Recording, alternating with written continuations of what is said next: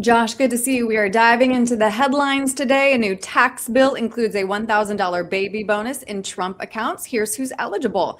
President Trump's big, beautiful tax bill includes a new savings account for children that comes with a $1,000 deposit from the federal government.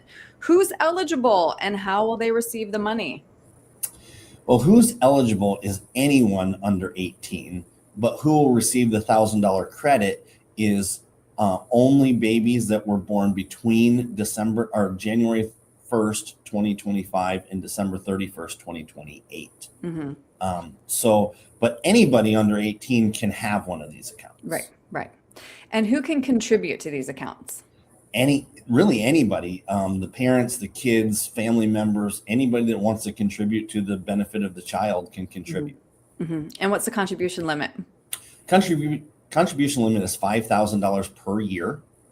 The accounts are held at the U.S. government. There's going to be a online way to look at them, but there's really not a lot of details about how exactly they're going to work and what you really need to do to set them up.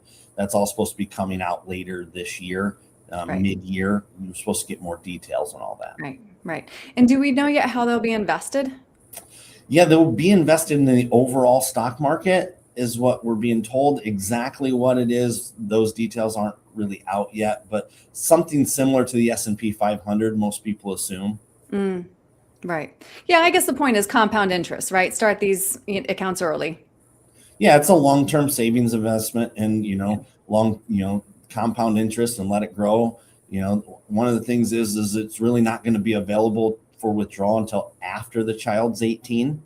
So it's going to be there multiple years, but with compound interest, it could be a sizable amount of money.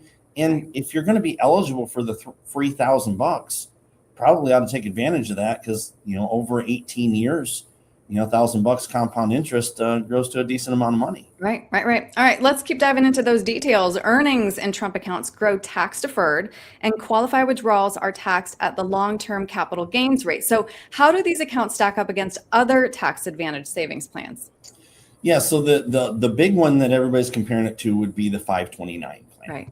Right. 529 plan is going to be more tax efficient, but more restrictive. The 529 is designed for college or educational expenses. So if you're saving this money for an educational expense, the 529 is going to be your better bet. But if you want more flexibility, or the $3,000, the Trump accounts could be a good option too. The other option is just a regular custodial account.